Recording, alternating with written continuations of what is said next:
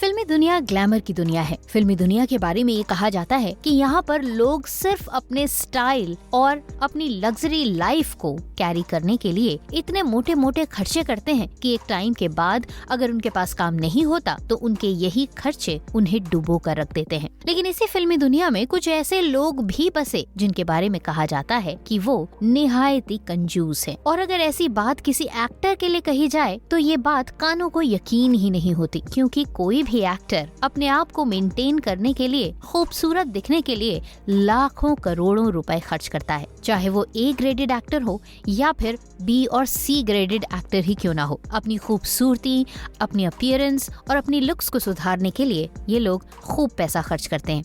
लेकिन इसी दुनिया में एक एक्टर ऐसे भी हुए जिन्हें काफी कंजूस माना जाता था, लेकिन बावजूद इसके वो फिल्मों में जबरदस्त सक्सेसफुल थे। उनकी सादगी ही उनकी यूएसपी थी और उनकी इसी यूएसपी को लोग बेहद पसंद किया करते थे। बॉलीवुड के जाने माने एक्टर्स भी उनकी एक्टिंग का लोहा मानते थे, लेकिन उनके बारे में ये बात मशहूर थी कि वो काफी कंजूस हैं। ये एक्टर ताउम्र कुंवारे रहे और बहुत जल्द इस दुनिया से रुखसत भी हो गए। जी हाँ, हम बात कर रहे हैं बॉलीवुड एक्टर संजीव कुमार के बारे में, जिनको लेकर कहा जाता है कि वो अपने जमाने के सबसे कंजूस एक्टर्स में से एक थे। मीडिया रिपोर्ट्स की माने तो कंजूसी की चर्चा होने की एक वजह तो शायद ये भी थी कि संजीव कुमार जिस तरह के बेहद सामान्य कपड़े पहना करते थे, लोगों को लगता था कि अपने पहनावे पर बिल्कुल भी खर्च नहीं करते, और वो ऐसा इसलिए करते हैं क्योंकि वो निहायती कंजूस हैं। लेकिन आपको ये जानकर हैरानी होगी कि जिस एक्टर के बारे में ये कहा गया कि वो निहायती कंजूस हैं, उन्होंने अपने जमाने में कई नामचीन प्रोड्यूसर्स और एक्टर्स को उधार दिया, जो उनके परिवार को कभी भी वापस नहीं मिल सका। हनीफ जावेरी ने अपनी किताब में भी इस बात का जिक्र किया। इस किताब के मुताबिक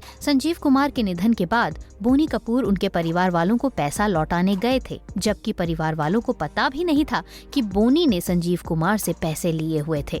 संजीव कुमार के निधन के बाद जब उनके असिस्टेंट ने उनकी डायरी खोली तो उस किताब में ये जिक्र था कि संजीव कुमार से उनके दोस्त, एक्टर्स और फिल्म डायरेक्टर्स ने लगभग 94,36,000 रुपए उधार लिए थे। उस जमाने में ये रकम एक बहुत बड़ी रकम थी और ये बात साल 1985 की है, जब ये रकम वाकई एक बहुत बड़ी रकम थी। संजीव कुमार की मौत के बाद उनके परिवार वालों ने लोगों से पैसे वापस लेने की कोशिश तो की, लेकिन किसी ने भी पैसे नहीं लौटाए। परिवार वाले सुनील दत्त के पास गए कि शायद उनकी कोशिशों से संजीव कुमार का पैसा वापस मिल जाए, लेकिन सुनील दत्त ने संजीव कुमार के परिवार को ये कहा कि मैं पूरी कोशिश तो करूंगा, लेकिन पैसे वापस आने की उम्मीद कम ही है। अपने जमाने में सिर्फ अपनी अपीयरेंस की वजह से कंजूसी का दूसरा नाम माने जाने वाले संजीव कुमार अपनी जिंदगी में असली दिलदार इंसान थे। उन्होंने अपने जीते जी लोगों को मदद के तौर पर दी हुई अपनी रकम का जिक्र कभी भी अपने परिवार वालों से नहीं किया, लेकिन उनकी मौत के बाद